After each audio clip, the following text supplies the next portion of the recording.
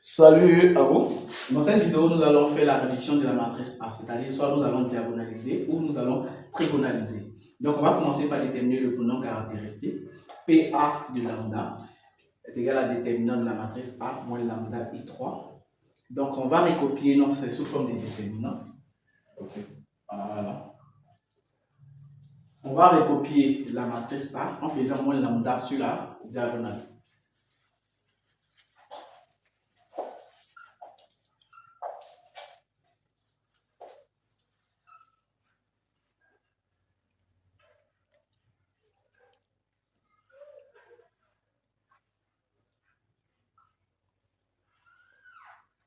Ensuite, nous allons calculer ce polynôme-là.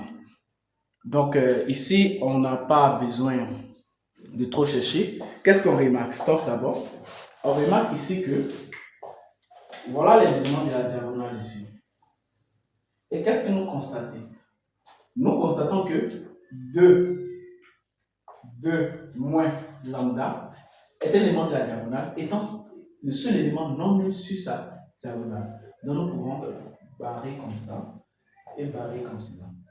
Ensuite, on remarque que 3 moins lambda, qui est un élément de la diagonale, est le seul élément non nul sur sa ligne. Regardez, 0, 0. Donc, on peut barrer aussi au niveau de là. Et en barrant, on fait sortir comme une factorisation. On aura 2 moins lambda, on dit 2 moins lambda. Facteur de 3 moins lambda. Ensuite, on recopie ce qui reste. Si on a barré tout ça là, il reste uniquement 1 moins lambda. Facteur 1 moins lambda. Facilement, sans faire grand chose, on obtient directement le prénom caractéristique. Ensuite, on va réécrire d'abord. Attends, on va réécrire d'abord. On va réécrire telle sorte qu'on ait lambda moins. Voilà. Donc, égal. Donc, tu vas mettre 1 moins dehors. Et puis, tu mets partout lambda moins 2, lambda moins 3, lambda moins 0. Ainsi, on trouve le polynôme caractéristique.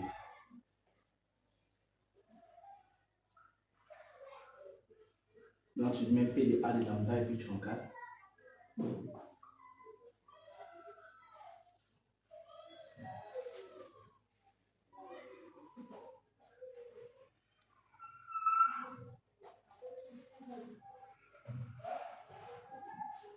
Ok.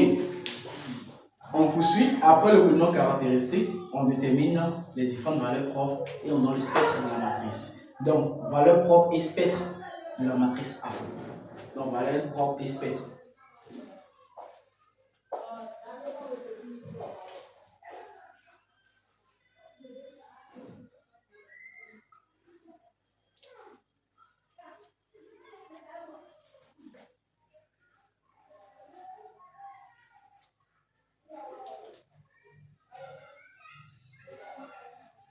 Ok, pour déterminer les valeurs propres, il faut poser le polynôme caractéristique égal à 0. C'est-à-dire que les valeurs propres sont des nombres réels qui annulent le polynôme. Donc, on va faire, quel que soit lambda appartenant à R, au spectre, voilà. Lambda appartient au spectre. Soit lambda appartenant au spectre. Le spectre, c'est quoi? Le spectre, c'est l'ensemble des valeurs propres. Donc, si lambda est une valeur propre, c'est que, par conséquent, elle annule le polynôme caractéristique. Il a juste mis R en indice pour dire qu'on travaille dans l'ensemble R, pas ici dans le nombre complexe. Donc, allons-y. Soit lambda appartient à un spectre A, équivaut à PA de lambda égale à 0. C'est-à-dire que lambda annule le polynôme caractéristique. Et puisque le polynôme caractéristique est déjà factorisé, si P A de lambda égale à 0, c'est-à-dire chaque facteur est égal à 0, égal à 0, égal à 0. Donc, équivaut à lambda égale à 2, ou lambda égale à 3, ou lambda égale à 1.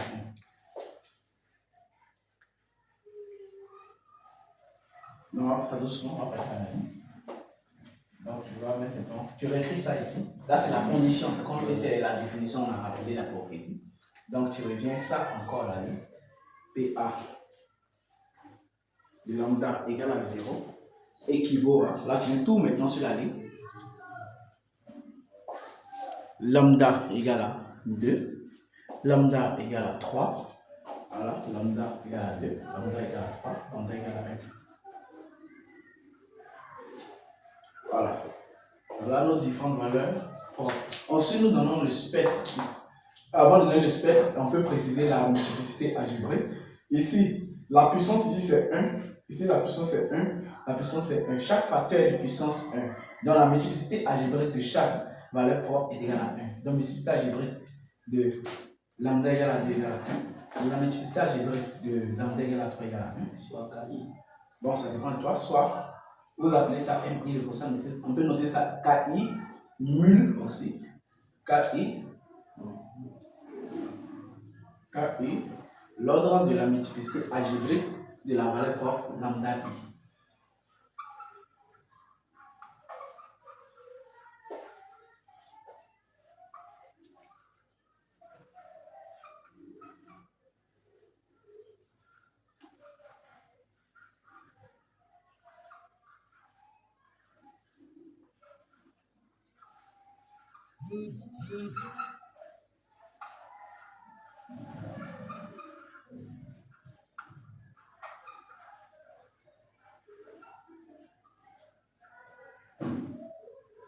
Ok, donc soit lambda 1, ici on va numéroter, ici on peut appeler lambda 1, lambda 2, on va mettre en autre, on va faire du plus petit au plus grand, lambda 1, voilà.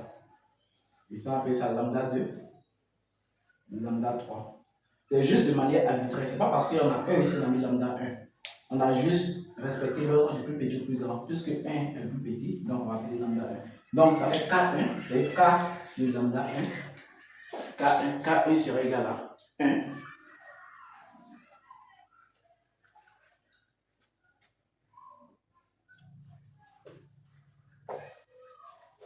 K1 égale à 1, tu as mis 2.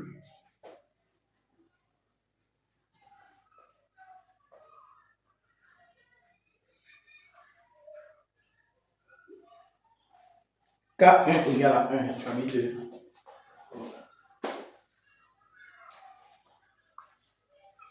Je rappelle que K c'est l'ordre, c'est juste de manière arbitraire, on peut nommer ça nul, on peut nommer ça, on a juste choisi la lettre K pour représenter la multiplicité algébrique. La multiplicité algébrique c'est quoi? C'est le nombre de fois que la valeur propre se répète. Ici, pour savoir le nombre de fois que la valeur propre se répète, on a juste la puissance du facteur. Donc, ici, chaque facteur de puissance 1, donc la multiplicité algébrique de chaque valeur propre égale à 1, 1, 1, 1. Maintenant, je peux donner maintenant le spectre. Le spectre, c'est l'ensemble des valeurs propres.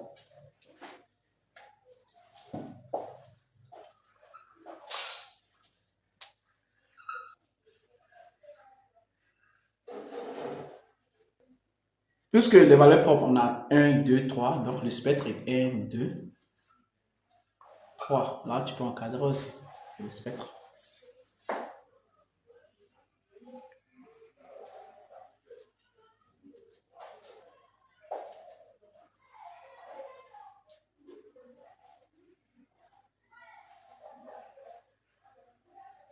Donc, on a déterminé le prénom caractéristique, on a déterminé les valeurs propres. Donc, qu'est-ce qu'on a remarqué?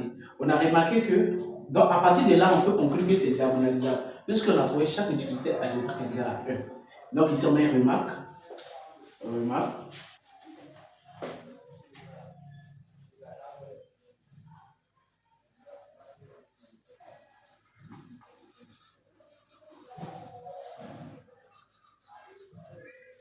Voilà, 2 points.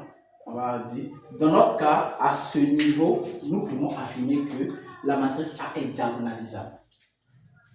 Dans notre cas, à ce niveau, dans notre cas, à ce niveau,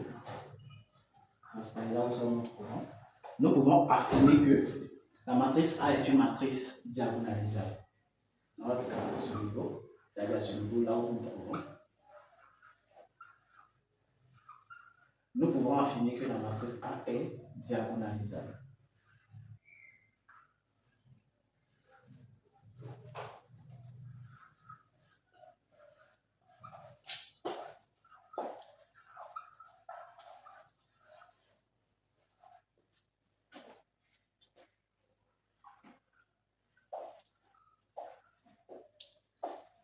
Ok, pourquoi nous pouvons affirmer que la matrice A est diagonalisable? Ça vient de cette propriété.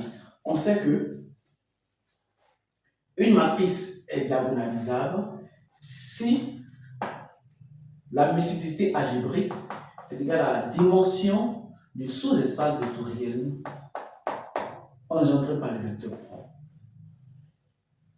Or, il y a une propriété qui dit que le sous-espace vectoriel, la dimension du sous-espace vectoriel engendré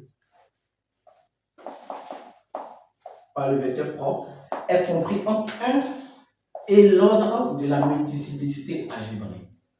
Or, nous, dans notre cas, qu'est-ce qu'on a remarqué? On a remarqué que chaque KI, K égale à 1, K2 égale à 1, K3, chaque KI égale à 1. Par conséquent, la dimension du sous-espace vectoriel engendré par chaque lambda sera forcément égale à 1, puisque c'est 1 qui est compris entre 1 et 1. Raison pour laquelle, à ce niveau-là, on a pu affirmer que la matrice est diagonalisable. Donc, on va poursuivre. Après avoir déterminé pour nous caractériser la valeur propre, on va déterminer les sous-espaces propres pour les vecteurs propres. Donc, on dit pour les sous-espaces propres.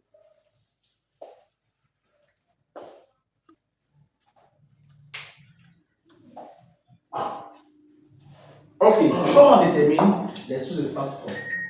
Les sous-espaces propres, généralement, eux représentent l'ensemble sous-espaces propres. Quand je vais mettre lambda i, c'est-à-dire le sous-espace propre de la valeur propre lambda i.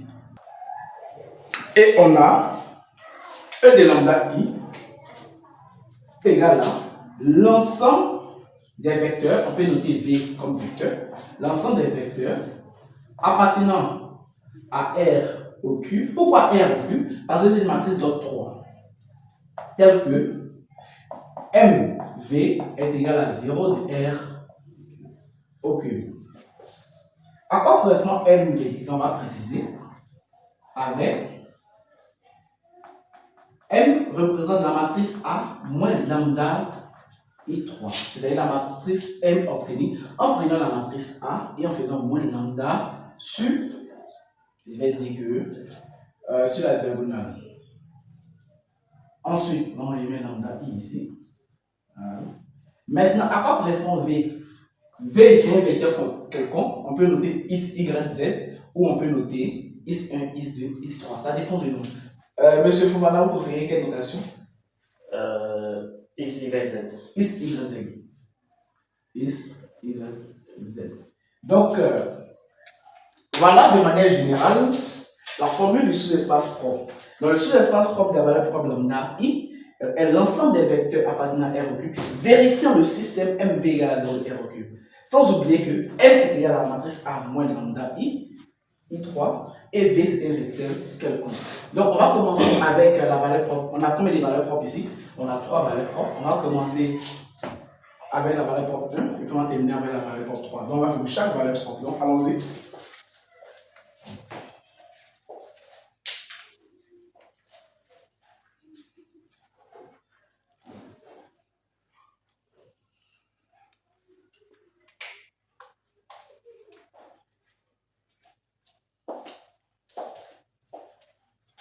Pour lambda 1.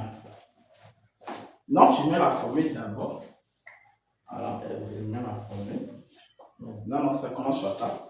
Donc ici, c'est E de lambda I. Donc ça devient. Ton lambda I, c'est quoi? C'est 1. Donc E de 1 égale. Après V appartient à R en plus.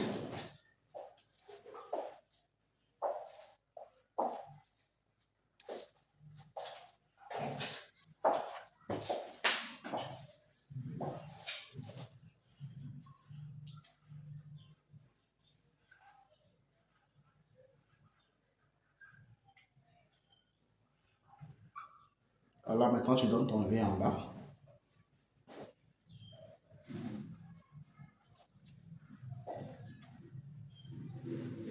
Ton M. Ah non, tu le V, on a déjà précisé le V, on n'a plus besoin de préciser le V. C'est le M que tu donnes seulement, puisque le V c'est un vecteur quelconque.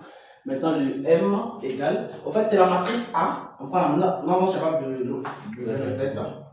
On va partir directement. Pour donner le M, on dit M c'est quoi? M c'est A moins lambda I3. Donc, si tu veux, je vais écrire d'abord. Ça fait A moins. Ton lambda ici, c'est quoi? C'est 1. Donc, ça fait A moins.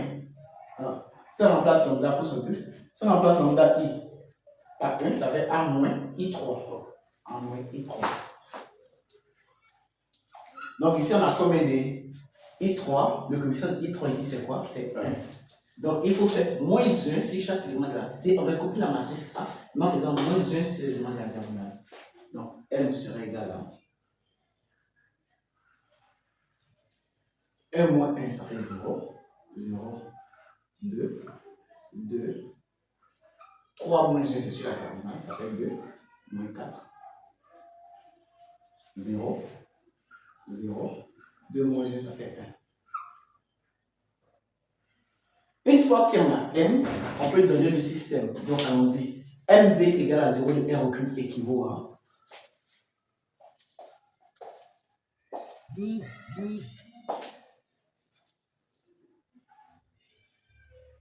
On n'est pas obligé de faire la multiplication, tout ça, on peut pas dire directement. Maintenant, comment on voit le système? La première ligne représente la première équation, la deuxième ligne, la deuxième équation, la troisième ligne, la troisième équation. La première colonne, on dit quoi? X, Y, Z. Non, la première colonne est X, la deuxième colonne est Y, la troisième colonne est Z. Donc, si on dit, c'est pourquoi il y a 0x plus 2y, 0x plus 2y plus 0z, on met égal à 0. 0x plus 2y plus 0z est égal à 0. Troisième ligne, 2x moins 4y plus z est égal à 0. Équation 1, équation 2, équation 3. On remarque que l'équation 1 est identique à l'équation 2. Donc, lorsqu'on a deux équations identiques ou deux équations proportionnelles, on supprime l'une des équations et on travaille avec l'autre équation. Donc, dans la première équation, on voit quoi? On dit, dans la première équation, on a 2y égale à 0, c'est-à-dire y est égal à 0.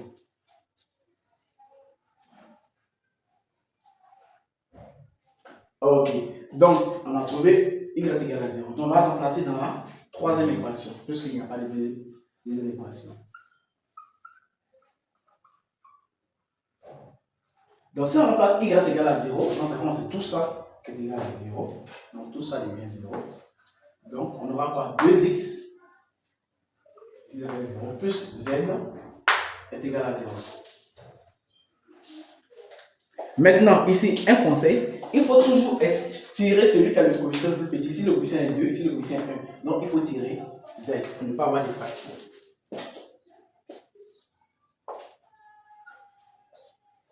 Donc, décale un peu sur le côté gauche, on ne voit pas. Voilà. Continue. Maintenant, on a travaillé toutes les équations. Donc, si on a travaillé toutes les équations, d'où, on va dire quoi? Le vecteur v qui est égal à x, y, z devient quoi? X, on a trouvé combien? Est-ce qu'on a x égale à quelque chose ici? Donc, si on n'a pas trouvé x égale à quelque chose, on remet x.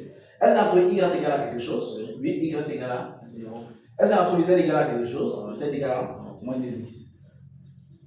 Ensuite, on voit que x, il y a x partout. Donc, on va faire comme une factorisation de x.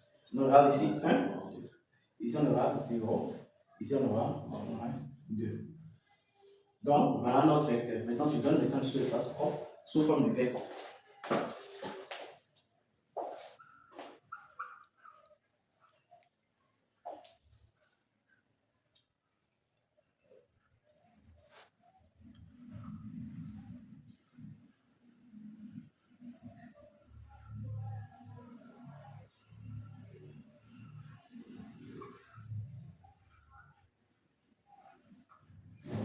Ah, tu as donné directement le vecteur V3. Oui. Non.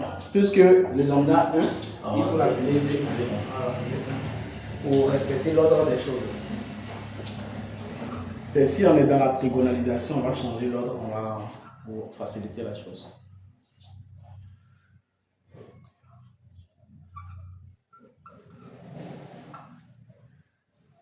Ok, donc on vient de finir pour lambda égale à 1. On va faire pour lambda égale à 2 et pour lambda égale à 3. Non, il faut mettre d'abord pour lambda 2 égale à 2. Voilà, donc j'espère que tu as vu comment on a fait pour la première valeur propre. Je te laisse travailler.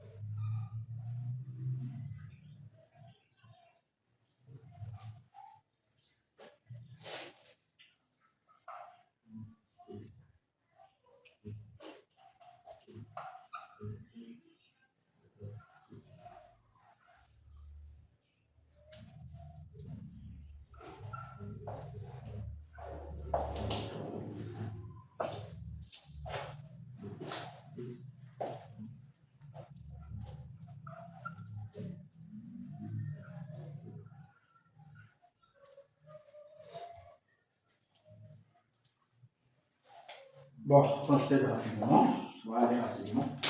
Donc ici, on va quoi? Ici, on va directement que y égale à 0. Voilà, on va faire écrire si y égale à 0.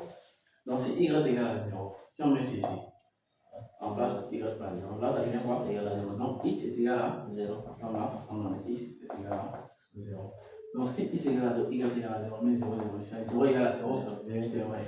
Ok, donc directement, le vecteur v, allons-y, v est égal à x égale à z.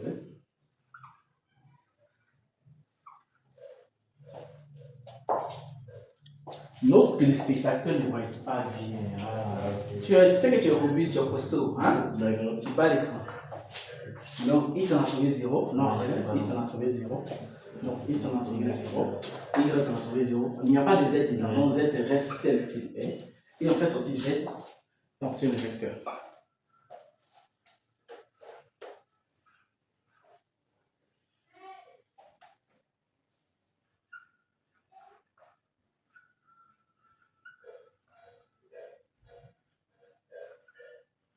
Ok, donc on retrouve le vecteur V2 de coordonnées 0, 0,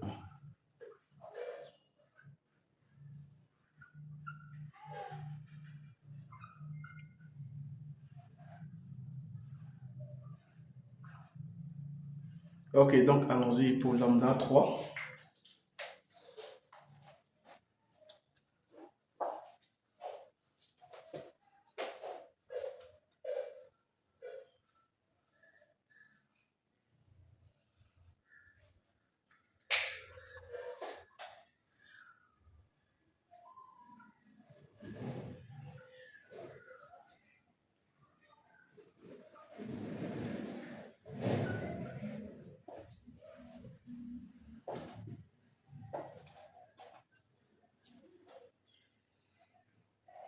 Enfin, il est costaud. Je peux écrire comme ça.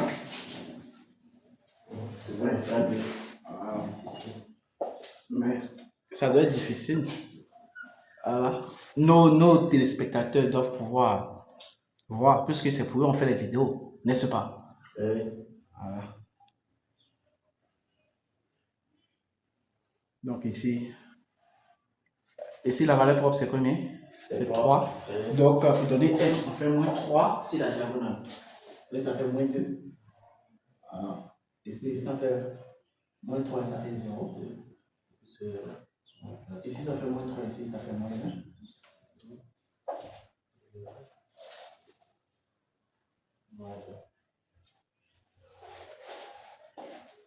Ok.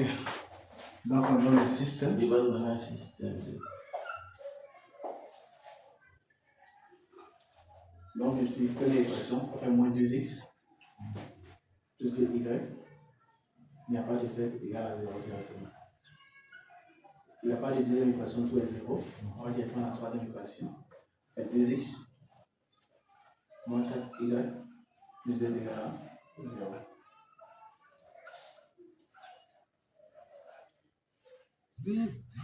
Ok.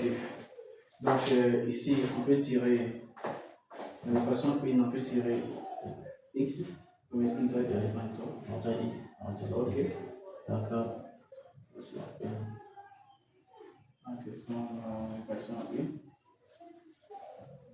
1. Ici, on a moins 2x. Donc, x égale à y. Oui. Parce que ça fait 2x égale à 2y, x égale à y. Maintenant, si on remplace ici, voilà. On remplace ici. C'est que x égale à y. Donc, ici, on va nous donner moins 2y. On va moins 2 égale à y. Donc, ça fait 2y moins 4y, ça fait moins 2y. Plus z égale à 0. Voilà. On m'a dit qu'il faut tirer toujours le plus petit. Donc, z égale à combien? Donc, z égale à 2y. Alors, dans le vecteur, il sous l'espace quoi?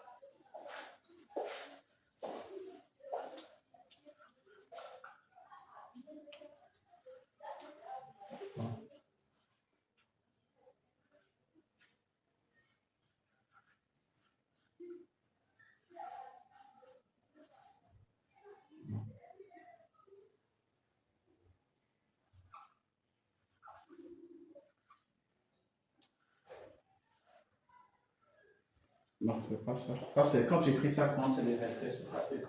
D'accord. Un vecteur, pardon. Ok, on met ça. Entre X égale à Y, X égale C'est égal à Y. Y, c'est lui-même. Z est égal à 2Y. Non, on peut sortir le Y. Après Y, on aura le vecteur. Non, Y parenthèse. On aura le vecteur 1, 1, 2. 2. Voilà. Donc, c'est celui-là qui est en V3. Donc, V3 égale à 2.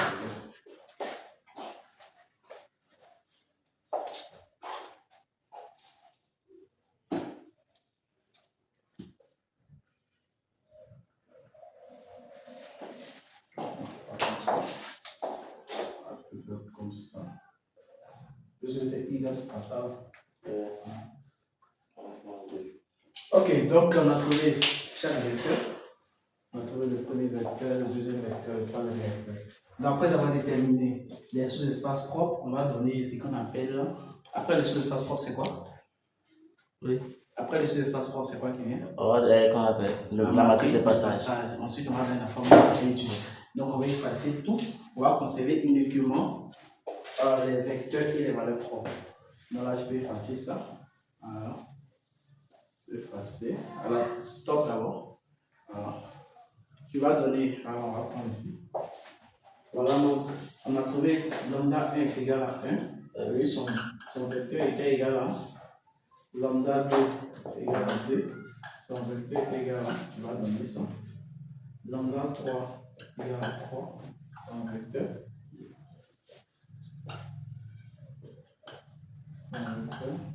Ok, donc tu donnes chaque vecteur que tu peux effacer tout. Ouais.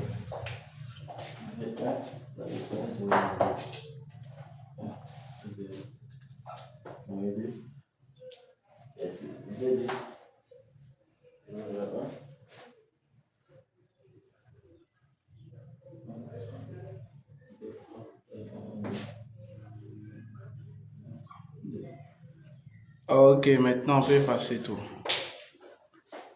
Ok, donc matrice de passage. Matrice de passage, généralement on note la matrice P. Dans d'autres documents, on peut noter ça Q. Alors c'est juste une histoire de notation. On va noter ça P dans notre cas ici. Matrice de passage. Ok, donc pour l'étudiant qui veut l'encadrement à distance pour l'année académique 2022-2023 ou pour les autres années, la personne peut nous écrire. On a notre contact WhatsApp en description.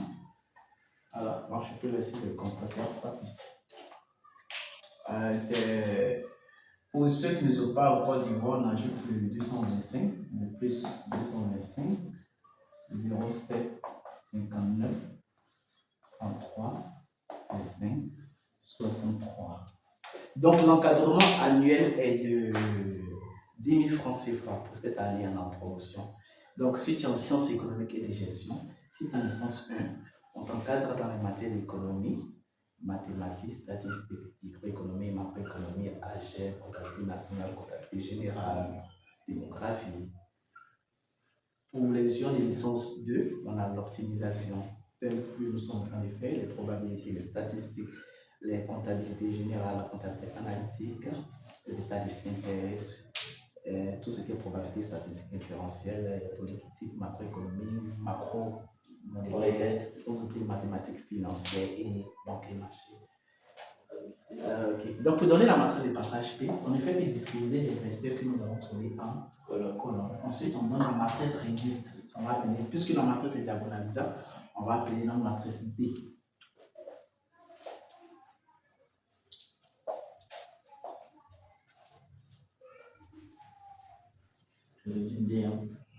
La matrice réduite.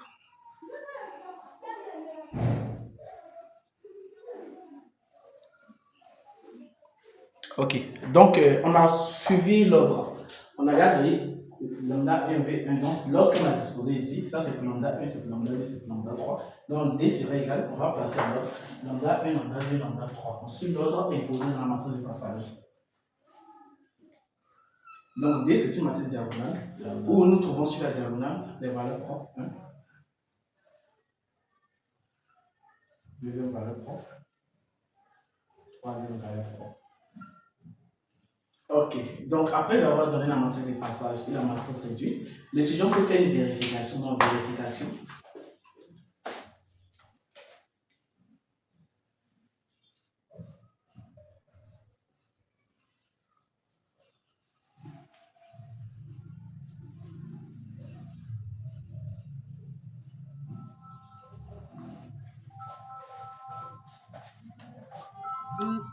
Pour vérifier, l'étudiant voilà, peut donc, montrer que la matrice A de départ est égale à la matrice P trouvée fois D fois l'inverse de la matrice, ou l'étudiant pourra montrer aussi que la matrice D est égale à l'inverse de la matrice P multiplié la matrice A multiplié par P. Entre les deux, l'étudiant pourra montrer. Donc ça, je laisse ça à l'étudiant. Donc nous allons faire une autre vidéo et nous allons passer une autre matrice que nous allons réduire.